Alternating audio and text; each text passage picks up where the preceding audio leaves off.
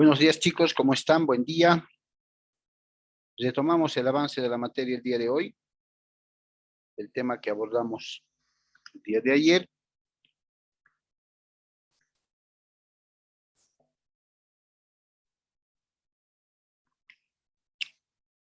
Daremos un compás de tiempo a los chicos que se vayan registrando.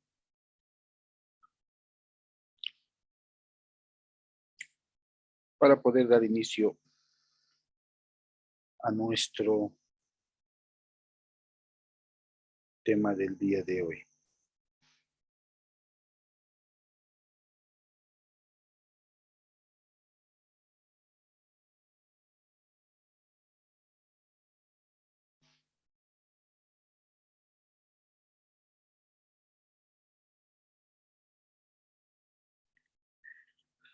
Bien, el día de ayer prácticamente veníamos analizando los requisitos esenciales, además de los elementos accidentales que proponía Messineo, llegando a analizar el tema de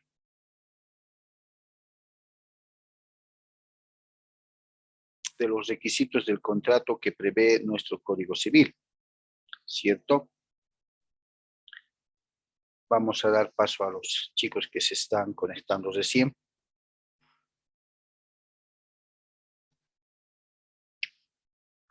¿Cómo estás, Diego? Buen día.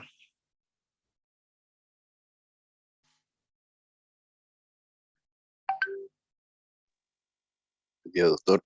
¿Cómo estás? Buen día. ¿Cómo se escucha el audio? ¿Todo bien, doctor? Bien. Daremos un par de segundos para que los chicos se vayan conectando. Creo que no ha hecho mucho frío como los otros días, ¿no? O es que es mi punto de vista nada más. No, sí, doctor, estaba haciendo mucho frío. Sí, estos últimos días. Pero bueno, es un mes, estamos terminando junio, julio, hasta agosto dura, ¿no? Sí, creo que sí, doctor, va a ser igual frío fuerte. Bien, a ver que se vayan conectando los chicos para que podamos reanudar las clases.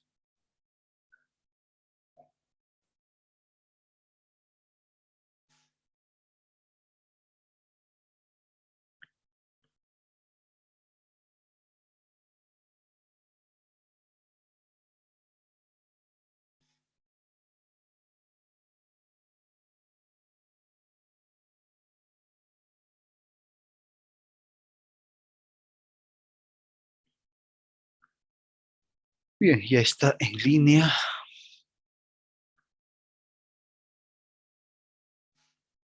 Perfecto. Tenemos un fin de semana largo, ¿no? Esperemos que sea el último. Ojalá los casos bajen, la situación mejore.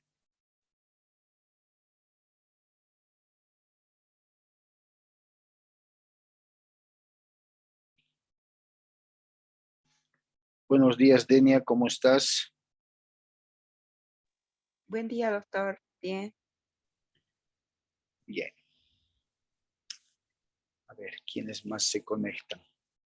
Bien, decíamos el día de ayer en la clase anterior, ya veníamos analizando un pantallazo de lo que el Código Civil boliviano pues nos muestra como requisitos del contrato, ¿no?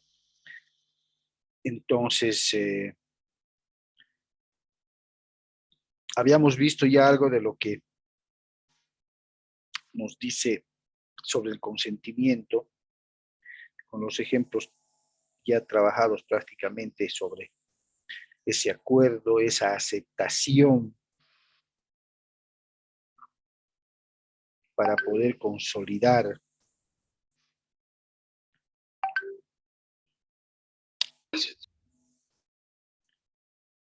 el contrato en cuanto a sus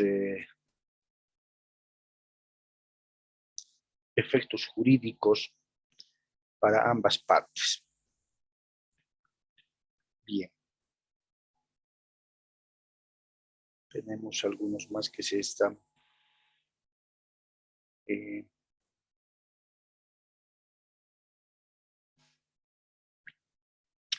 conectando. No olviden registrarse, por favor, en el chat de la grabación.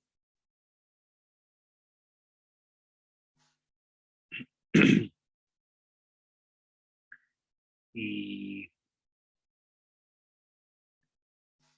los aceptamos. Pero se corta, creo. Ya está aquí. Ok. Bien, entonces continuemos viendo lo que nuestro Código Civil nos manifiesta con respecto al consentimiento, que está previsto a partir del artículo 453 al 482. ¿Ya? Y desde un punto de vista doctrinal, se conceptualiza, se contextualiza el consentimiento como aquel querer interno, que se manifiesta, dice, por la concurrencia de la oferta y de la aceptación sobre el bien o la cosa, y la causa que han de generar la constitución de un crédito, ¿no? Entonces, vamos a hablar de que cuando uno manifiesta su aceptación, manifiesta su consentimiento, lógicamente tiene que concurrir ese querer interno, esa voluntad interna para poder decir acepto, ¿cierto? Y el requisito del consentimiento prácticamente legitima la causa, es decir, el porqué del contrato, y viabiliza la constitución o la formulación, elaboración, celebración de un contrato, ¿no? Ahora,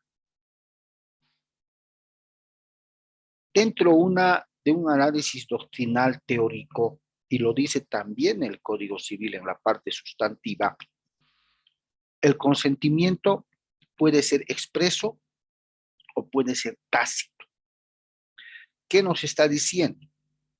De que la manifestación de voluntad podría ser expresada o manifestada, mejor dicho, de manera expresa, de manera contundente y irrefutable, o en su caso también podría entenderse que hay un consentimiento tácito. Se va a decir que hay un consentimiento expreso cuando éste sea manifestado de manera verbal o por escrito. Por eso les decía una forma de manifestación irrefutable. Si lo manifestamos de manera verbal, entre comillas, siempre como ejemplo en el tema del matrimonio, ¿no? Que lleva las dos partes, porque lo manifestamos de manera verbal, sí, acepto, y lo manifestamos o consolidamos o reforzamos de manera escrita cuando firmamos los documentos. Sin embargo, también reconoce la normativa al consentimiento tácito. Y este consentimiento tácito constituye en la presunción, es decir, una persona no lo ha manifestado de manera escrita ni de manera verbal, pero ha empezado a realizar actos, ha empezado a realizar hechos, ciertos lógicamente perceptibles, que nos hacen presumir que ha consentido, que ha aceptado algún trato. Entonces, estos actos o estos hechos que una parte o una persona empieza a realizar sin haberlo manifestado de manera verbal o de manera escrita, porque en ese caso sería consentimiento expreso, pero al realizar esos actos, ese accionar, tácitamente nos está mostrando que ha aceptado. Ejemplo, resulta que se ha ofrecido vayamos en compra-venta una bicicleta que puede pasar por un contrato verbal, ¿no? Te vendo, págame. Y le dice el vendedor, el presunto vendedor, le dice, mira, revisalo.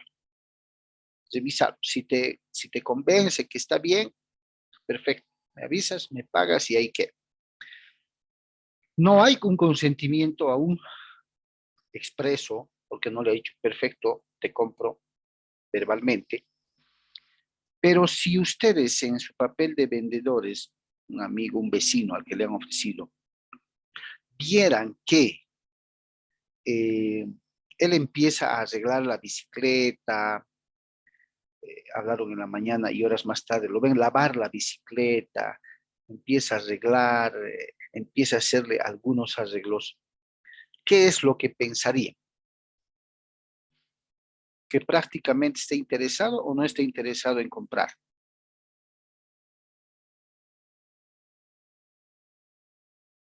Que sí, doctor. ¿Cierto? Porque si no, no la tocaría. ¿Sí? ¿Sí o no? No la tocaría. Entonces, ese es el consentimiento tácito, ¿no? Bien.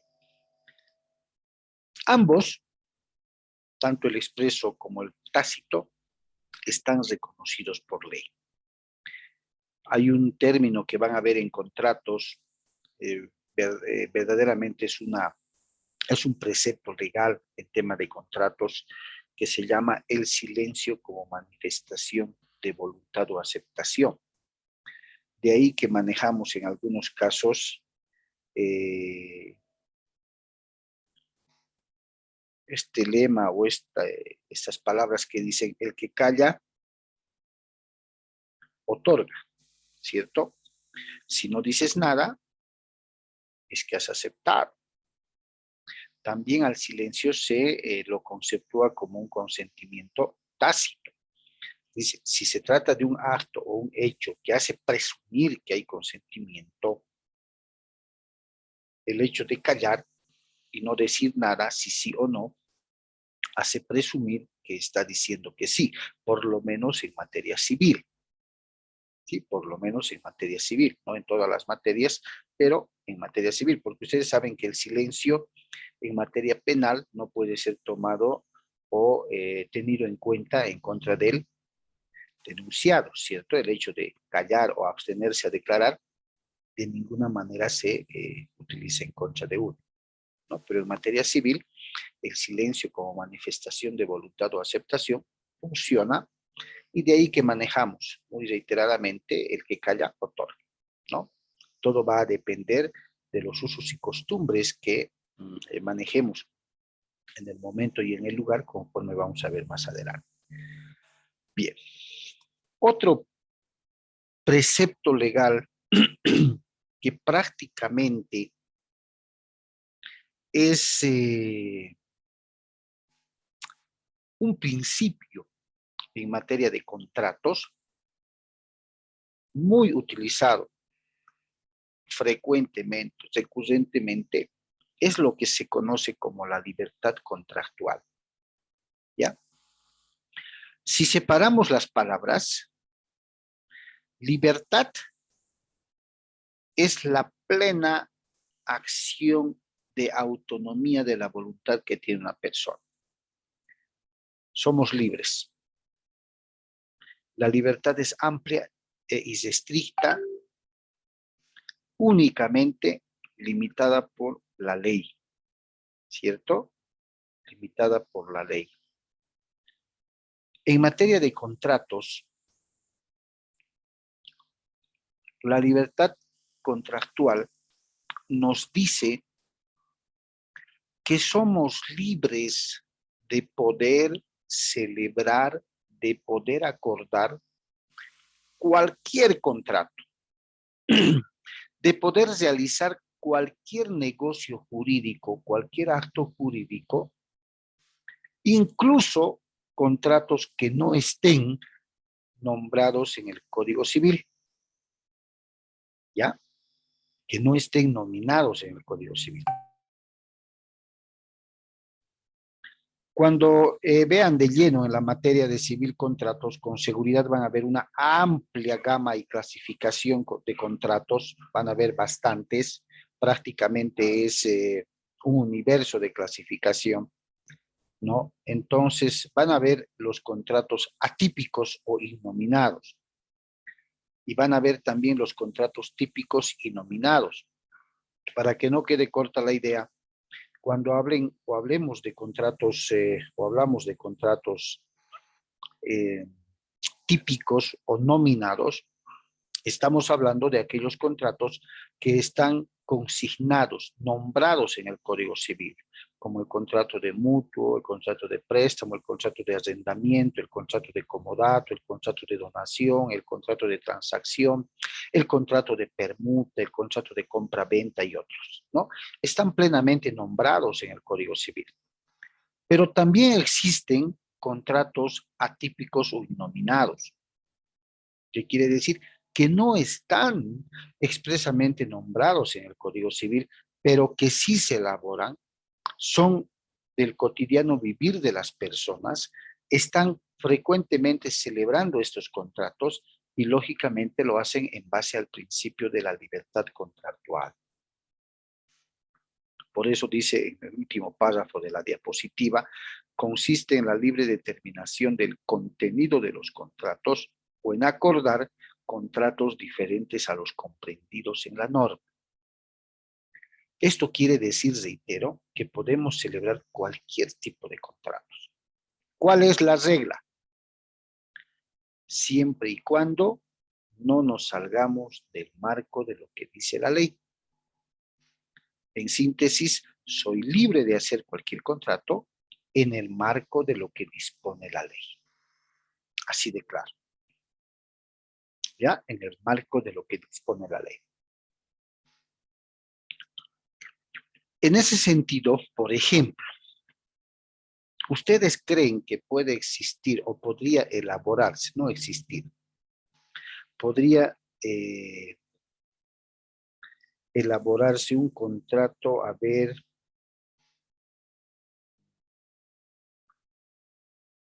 de solicitud de permiso y consentimiento para enamorar? ¿Creen o no creen? Hagamos un análisis rapidito a los requisitos del contrato. Consentimiento. Expresa manifestación de la voluntad, de la aceptación. Puede haber, ¿no? Puede haber. Ese contrato se tendría que configurar de un pretendiente con la mamá de la chica. El pretendiente pide autorización para enamorar y acuerdan suscribir un contrato. Ya. El consentimiento va a estar siempre y cuando las partes acepten. Perfecto. La capacidad. Lógicamente el muchacho tendrá que ser mayor de 18 años. La señora con mayor razón ya es mayor. La mamá o el papá. O ambos. El objeto. El para qué del contrato. Que dicho sea de paso, también debe cumplir con otros dos requisitos fundamentales. El objeto de un contrato debe ser lícito, ¿sí? Lícito, debe ser legal, y debe ser determinable o realizable, es decir, que se pueda materializar. La causa lo propio debe ser lícita.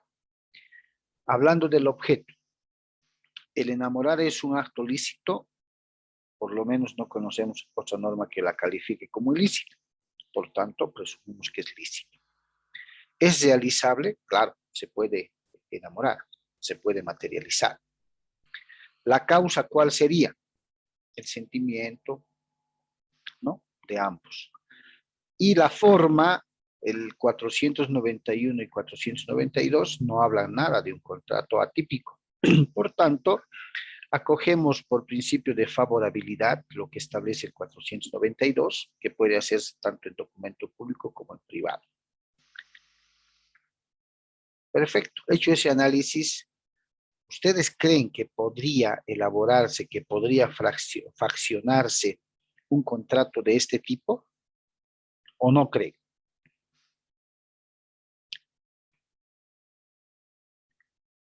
¿Qué dice?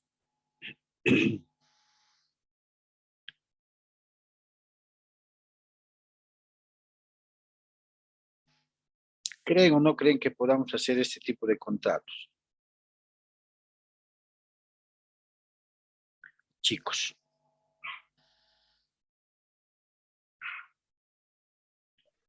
Yo pienso que sí, si hay mutuo acuerdo de las partes, doctor. Sí, Fíjense, si analizamos los requisitos del contrato, no estamos contraviniendo ninguna norma, ¿cierto? Presumimos que va a haber consentimiento. Y les cuento que parece jocoso el ejemplo, pero hay contratos elaborados de este tipo.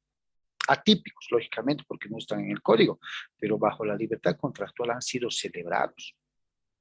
En el que un muchacho firma con los papás la autorización y permiso para poder enamorar con su hija, establecen condiciones como que los días que le invite la va a recoger de su casa y la va a regresar a su casa, el tema de guardar con su seguridad y cláusulas más o menos así, ¿no?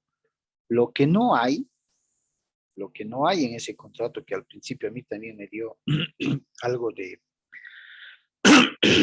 risa, fue un término o plazo, ¿no? No sujetan el contrato a un término o plazo, pero sí le ponen que la duración o vigencia del presente contrato estará sujeto a la voluntad de las partes.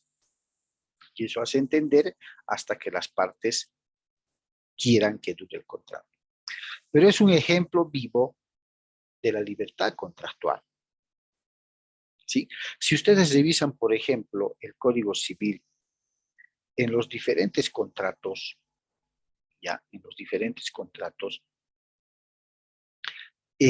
van a ver que no existe uno que diga, por ejemplo, contrato de entrega de automóvil a chofer o conductor para trabajar con taxi o como taxi.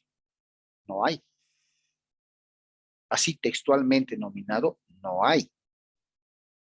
Y mi pregunta es, ¿podrá elaborarse ese tipo de contratos o no es legal? Por el que un propietario de un vehículo le entregue a otra persona que va a manejar el vehículo como taxi, a cambio de una renta diaria, con varias obligaciones, especialmente y derechos. ¿Creen que pueda ser legal ese contrato o no pueda ser legal?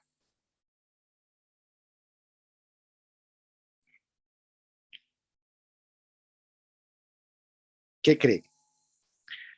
Que dicho sea de paso, chicos, existen contratos verbales de ese tipo, por el que una persona propietaria de un vehículo le entrega a otra conocida, a veces a parientes, a hermanos, listo, trabajalo como taxi, te lo llevas a tu casa, hay la modalidad 24 horas, hay la modalidad con hora fija, me entregas tanto de renta diaria y lo que sobre para ti, o trabajarás por porcentaje, no sé. ¿Sí o no? ¿Hay o no hay eso en carácter verbal? Ay, doctor. Hay. Lo lógico sería que sea de forma escrita, ¿cierto? Para fijar todas las reglas del juego. Por ejemplo, ese es un contrato atípico, innominado, no está expresamente nombrado en el código, pero existe y es legal. Y está en el marco de lo que establece la libertad contractual, ¿cierto? Entonces, esa es la mención que se hace con respecto a este tipo de contratos o con respecto a la libertad contractual. Soy libre de hacer, puedo accionar el documento que vea conveniente. Lo único que debo cuidar es que ese contrato, así sea atípico, esté en el marco de lo que la ley dispone. ¿Listo?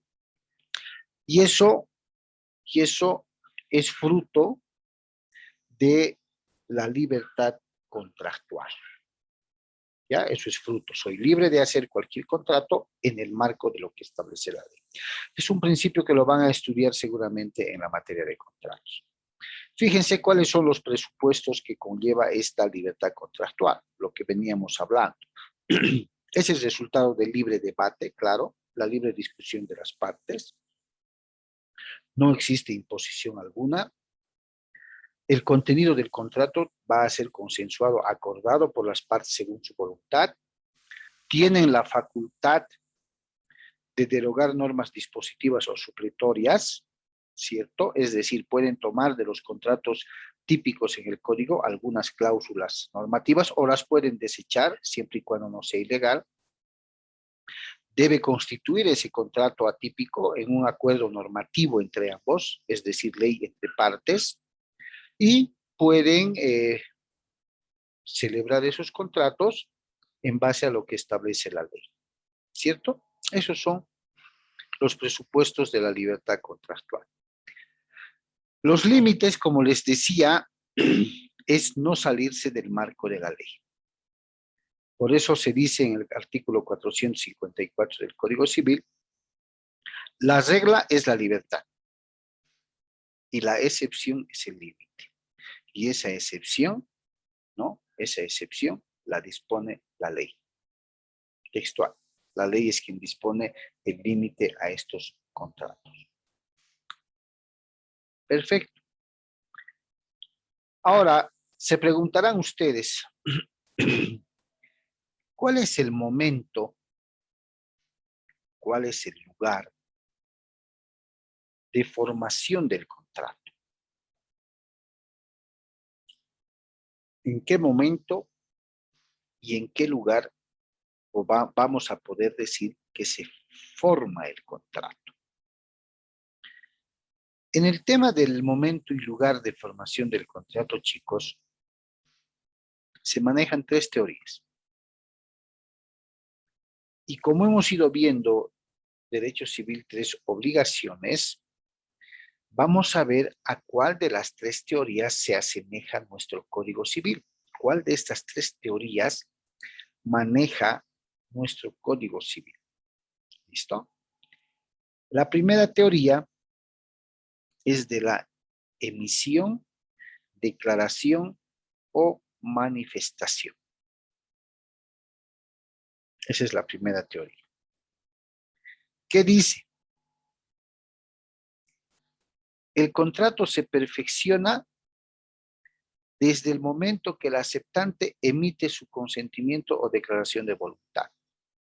Esta teoría nos dice que cuando empieza a constituirse una obligación para transformarse en un contrato o consolidarse en un documento llamado contrato, existe una oferta, ¿cierto? A ver, una compra-venta de vehículo. Yo, propietario de un vehículo, quiero vender el mismo. ¿Cuál es la causa? Quizás necesidad, quizá quiero renovar, o algo que es enteramente subjetivo para que tome la decisión de vender. Lo pongo en venta, ¿cierto? Como normalmente se pone. En venta, referencias, teléfono, tal. Han visto, ocurre todos los días, siempre hay carros en venta. ¿Es o no es una propuesta la que estoy haciendo?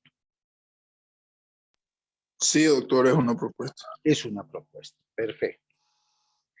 De pronto, alguien está pasando por la calle, lo ve parqueado, le interesa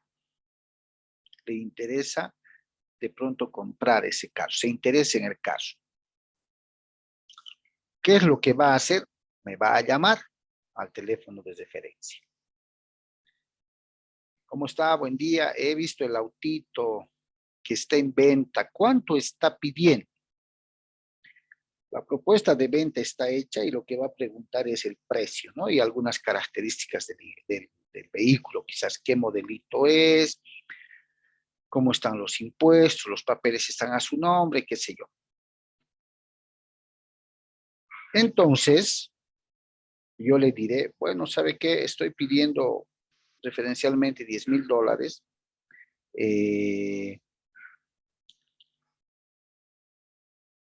Los papeles están a mi nombre y los impuestos están pagados al día. Es modelo tantos y todo lo demás. ¿Qué es lo que el vendedor podría decir? Una contraoferta. Ah, muy bien. Mire, sin verlo,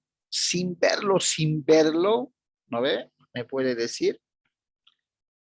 Sin verlo, le pago 8. ¿Sí? Le pago 8. Es una contraoferta, ¿cierto? Ahí se está generando la libre discusión. Se está generando la propuesta y la contrapropuesta. Y va a haber una segunda vuelta con seguridad. Si estoy urgido de vender, digo, mire, con ganas de vender, 9,200. Es mi última oferta, ¿sí o no? Sí, Y doctor. el comprador podrá decir, bueno, le pago 9.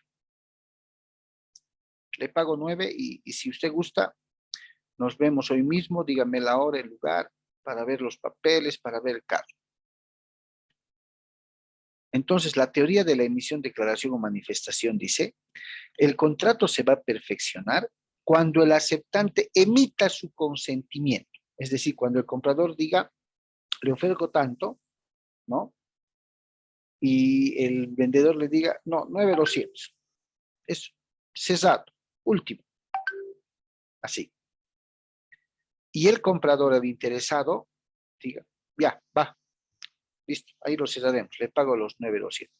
Esta teoría dice que cuando el aceptante emita su consentimiento, manifieste su voluntad, diga sí, es el momento y el lugar donde se está formando el contrato.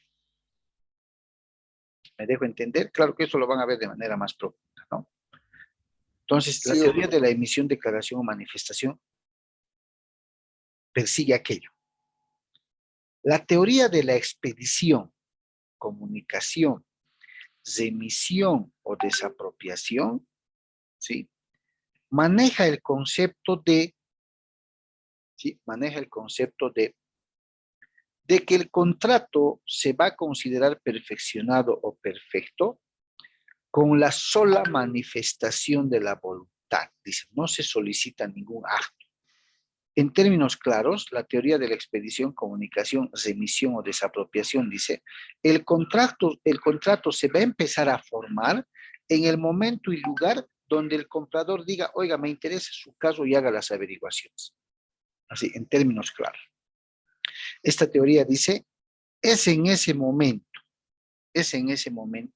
que el contrato ya se está formando. Así, ya se está formando. Entonces,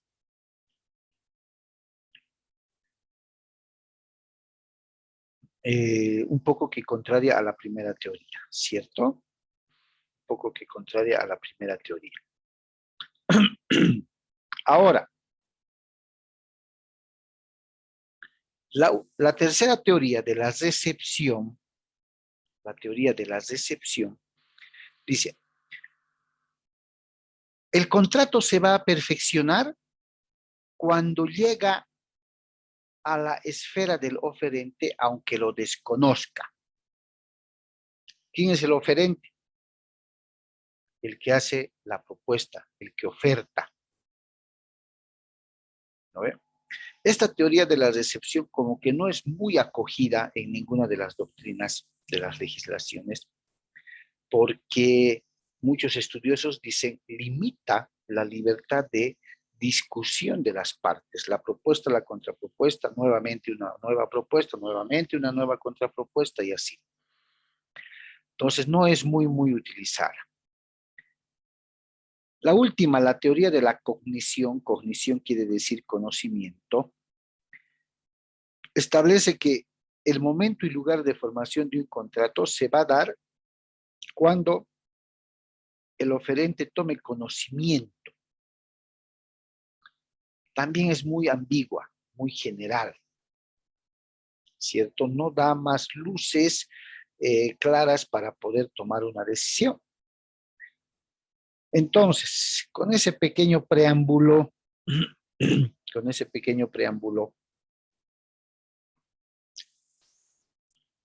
¿cuál de las teorías se asemejaría a lo establecido en nuestra legislación civil, desde el tema de obligaciones inclusive?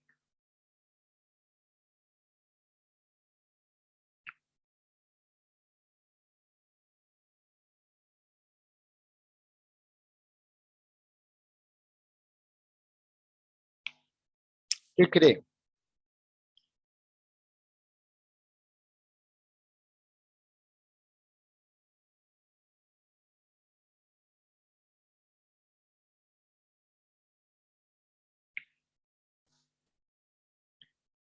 ¿Cuál de esas tres teorías?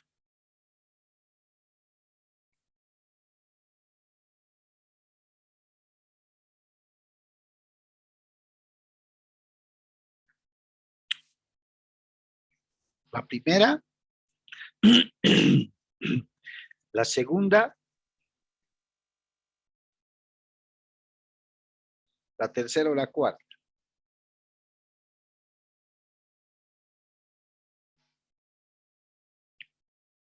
¿Qué dice? Doctor, para mí sería la primera, desde el momento y el lugar de formación de contratos, desde el momento que ambos tienen la voluntad de hacerlo. Muy bien. ¿Alguien más?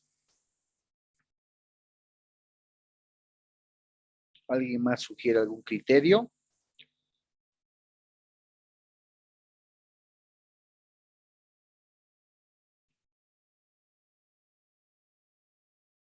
Están muy callados. ¿Qué dices, Noelia? Kendall. Doctor, yo diría que la teoría de la omisión, declaración y manifestación es la que más se asemeja. Bien. Noelia, ¿dices algo? Karen, Diego, Natalia.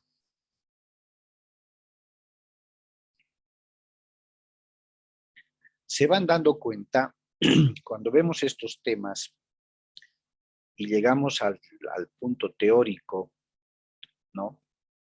Aparentemente no había sido tan sencillo como parecía el hecho de hablar de contratos.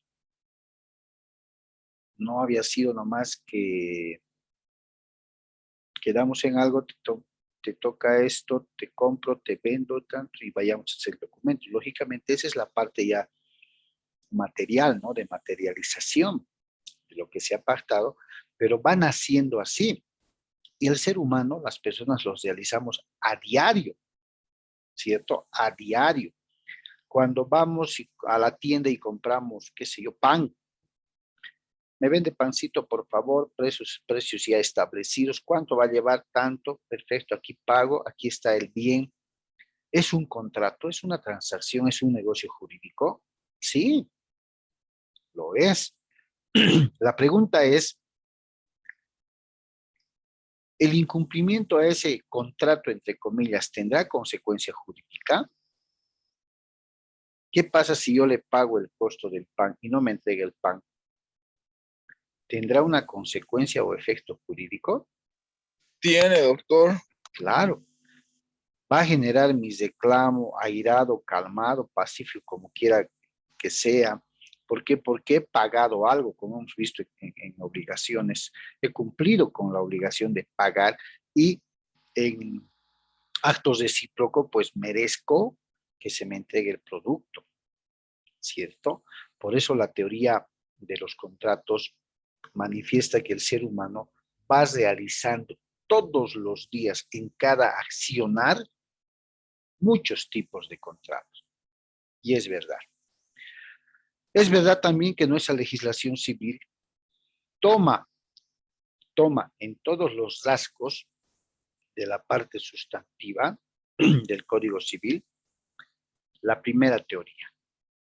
Porque para generar una obligación, para que una obligación nazca a la vida jurídica y se consolide en un contrato, pues básicamente pasa por una libre discusión de las partes, ¿no? Se ven los mercados, las señoras, caserita, ¿cómo está? ¿Cuánto cuesta? ¿Cuánto está tu producto? Tanto, uy, muy caro, rebaja pues, ya llévate caserita en tanto, no, rebajame, te voy a llevar 2, 3. ¿No es acaso una libre discusión?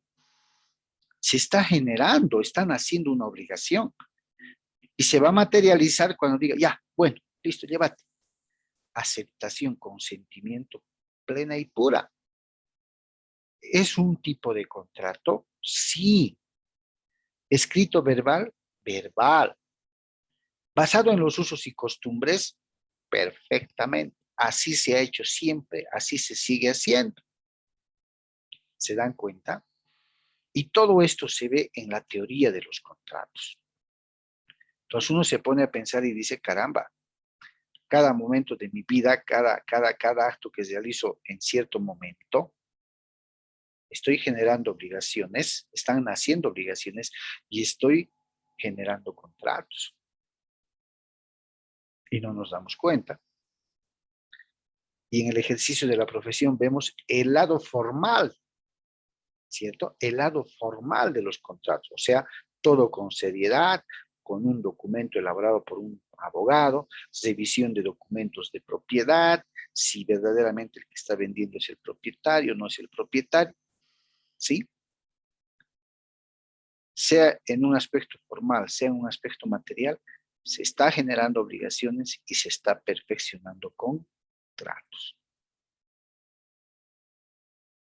¿No? Bien.